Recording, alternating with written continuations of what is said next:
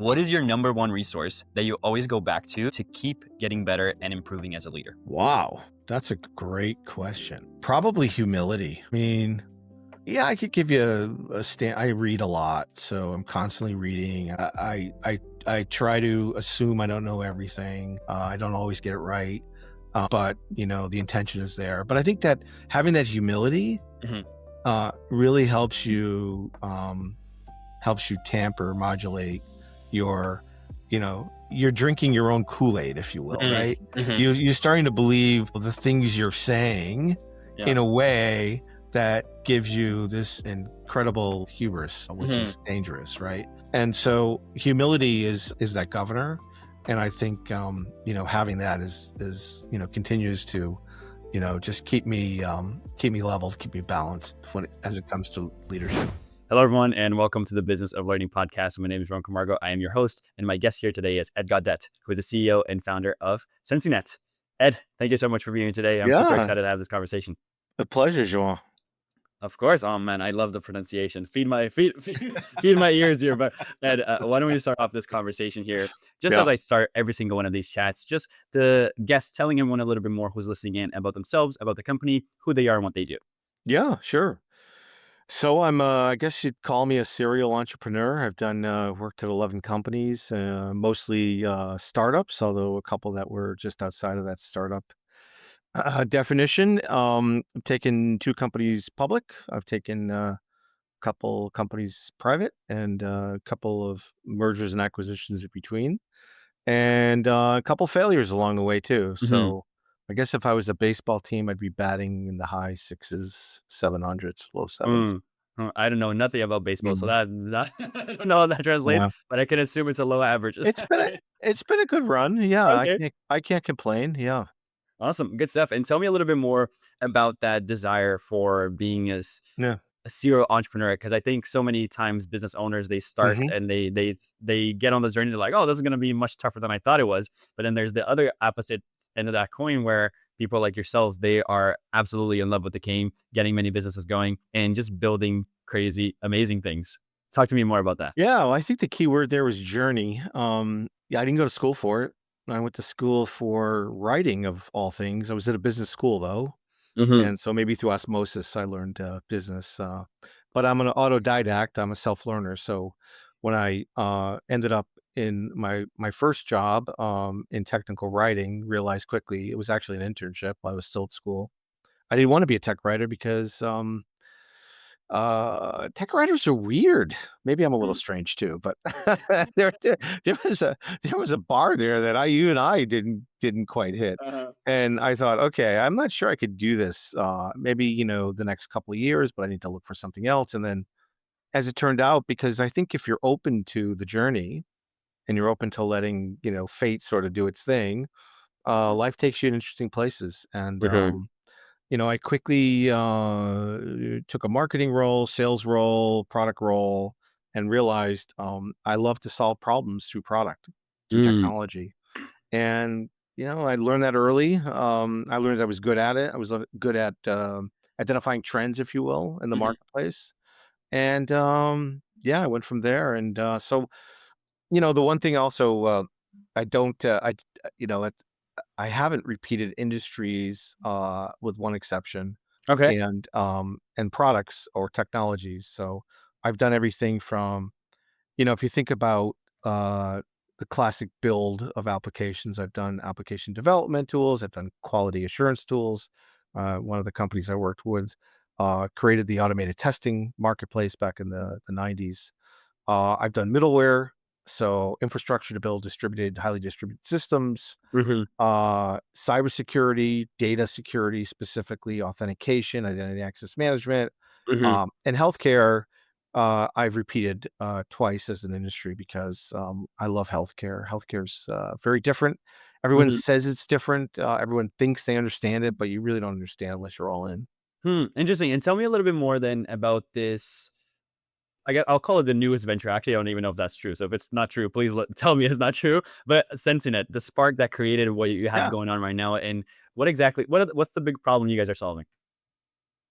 Yeah. So I was coming out of retirement. I think I've told this story a number of times, so I won't get into the bloody details, but No stress. I was cordially commanded to go back to work by my wife. Uh, And, I kept coming back to this problem that I saw at the previous company, which is a healthcare company, which was marshaling security risk assessments during the procurement phase. So mhm, organizations, health systems wanted to buy my product. I had to go through this security risk assessment process. And I used to say, if you saw one, you saw one. They were all very different. And you could never get leverage. And this phrase leverage kept coming back to. I reached out to a dozen or so providers I had relationships with uh, to understand the problem from their perspective. I saw that there were a lot of challenges from their perspective, saw there was an mhm. opportunity to create basically a novel approach to solving third party risk. And so that was the problem. And Hmm. it's grown since. Amazing. And who specifically are you guys partnering with? Talk to me about that relationship that you have, because it sounds like that compliance things can always be applied to a multitude of different avenues, but Yeah. oftentimes it is more effective in a specific avenue. So talk to me a little bit more about that. Who do you guys partner with? Who you work with? Yeah. So we partner with the CIO or the chief information security officer, depending on the size of the organization and the role. And then we work with their teams that are responsible for risk management, whether it be third party risk, which is where we started. And then we've evolved into more classic GRC, governance, risk, and compliance, which includes things like enterprise risk. Um, our focus primarily is on the cyber aspects of risk, Hmm. Hmm. because if you look at 10 years ago, everything was sort of in a silo, right? You had cybersecurity teams reported into the IT group, and cyber was a silo function. Most of the business processes at the time were sort of half technology based, half other. Hmm. Everything today is technology based. Every business process is technology based. So it's much more of a horizontal problem than it is a vertical problem. And Hmm. so by by understanding that the silos existed within the organizational structure as it relates to technology adoption, we also saw silos of risk management within the organization as well. So our Hmm. customers would work with us to help us identify those and consolidate the ones that made sense on the Hmm. platform. So we started off in third party risk and then evolved to include enterprise level risk functions, capabilities, Hmm. workflows, use cases, et cetera, into the platform, and Hmm. through that interaction with customers. Hmm. How important is it, Ed? And this is not even just specific to Censinet and what you guys have going on right now, but I guess it will be more applicable because it's the thing that you're dealing with the most. How important is it really listening into the customer's feedback? Because I think so many companies they say, yeah, we talk to our customers, but they're it's just very surface level. Not there's never that deeper dive into understanding what's going on and their feedback and how Yeah. can you keep improving everything, especially in a sector where you're really dealing with the security and healthcare, which can be very, very sensitive. I'll use that word, sensitive, right? So, how important has that been throughout your career, Yeah. but also right now in what you have going on? It's been super important throughout my career. I always laugh when people say the customer doesn't know what they want. The customer absolutely knows what they want. You don't know how to listen to what they Hmm. want. And so what we've done, and again, not only do I integrate and innovate at the technology level, I look at organizational structures that I've been a part of Okay. Uh-huh. and identify where there's points of friction. And one of those, as you noted, is in that customer interaction. And it starts off with the principle of ownership. Who owns the customer? And a lot of organizations typically will proxy that ownership through a function or a person. Sales leadership owns the customer. And what that does is it creates friction between other parts of the organization that need agency with the customer. So right out of the Mhm. gate, we said the company owns the customer, not any one individual or function. And what Mhm. that does is it really changes the perspective of how you interact with the customer and how frequently you interact with the customer. And it places a lot more customer level demands on the organization, but I believe those are the right demands. You're Hmm. there on behest of the customer to solve customer problems. You're not there to set up structures internally in an organization and create, large organizations to support the growth of a particular function or individual. And so the way I think about it is Mhm. customer first, and eliminate the friction, the noise and the signal from the customer to the product team, because ultimately the product team, that's what you Mm, do. If you're BMW, you sell cars. The product yeah. team is the car team that's designing and developing and building the car, right?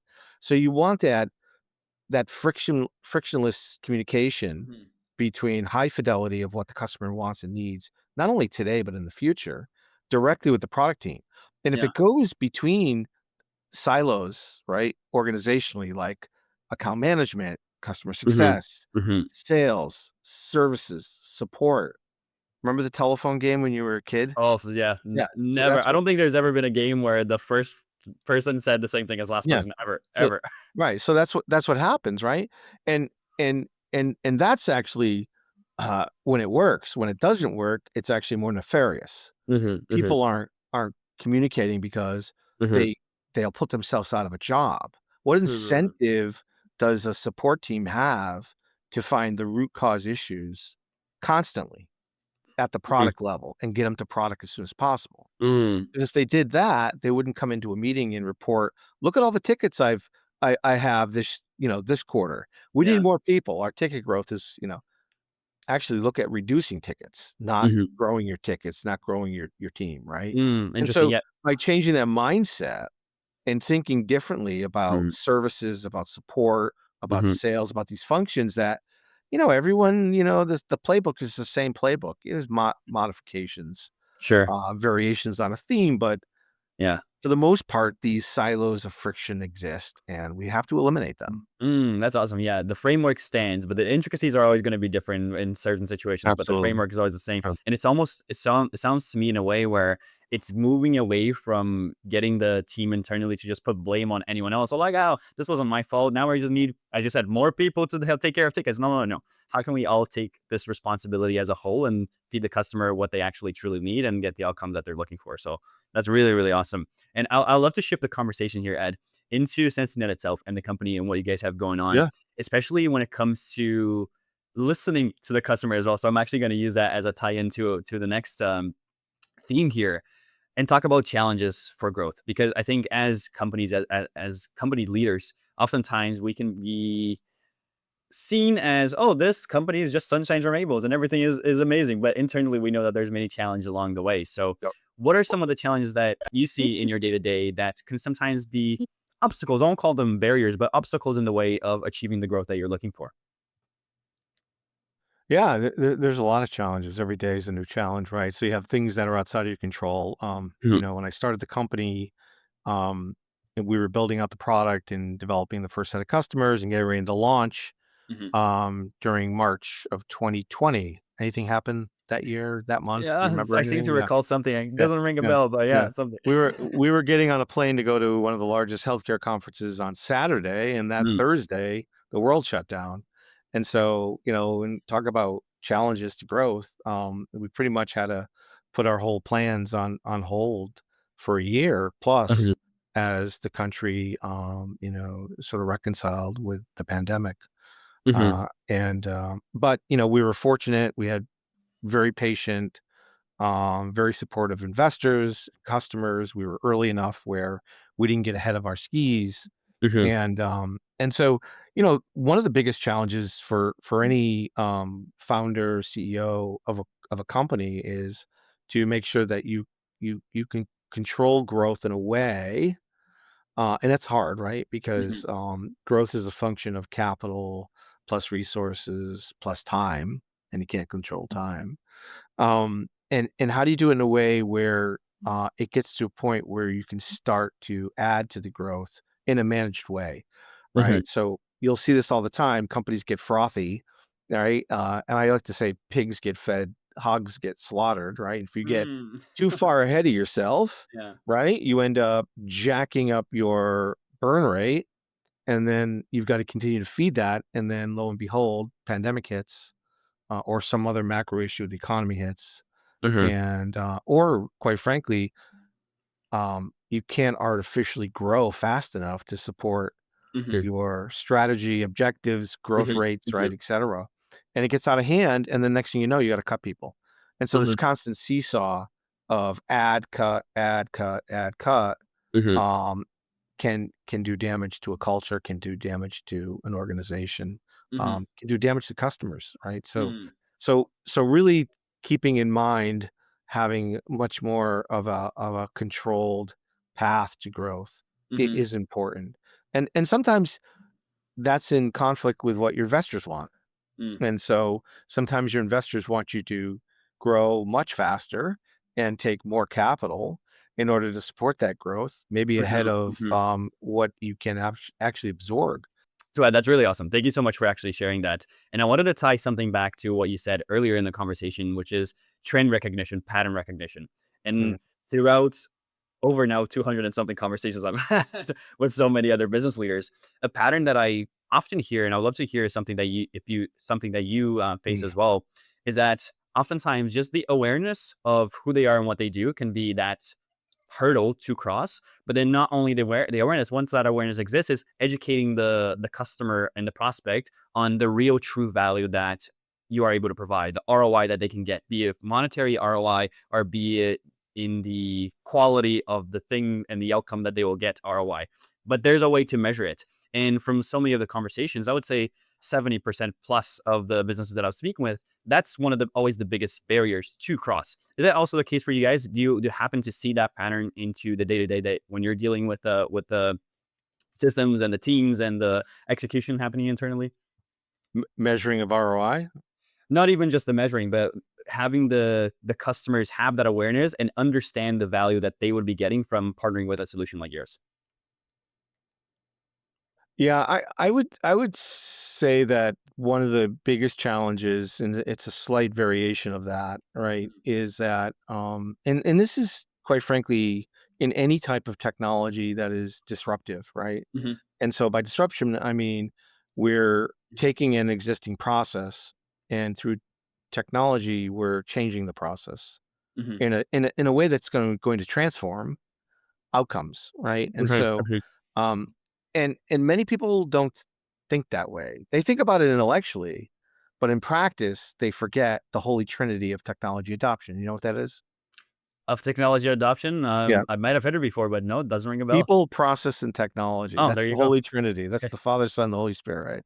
People, okay. process, technology. So everyone intellectually understands that, but in practice, they fail to execute on that because Mhm, people are people and processes are processes, and people tend to have this relationship with their process that it's the best process that ever mhm, existed, and the technology is just going to help accelerate that process mhm, in mhm, some mhm, way. And the farthest, the truth couldn't be the farthest from that, right? The technology is there because there's a problem with outcomes. If you didn't have a problem with outcomes, you wouldn't need the technology.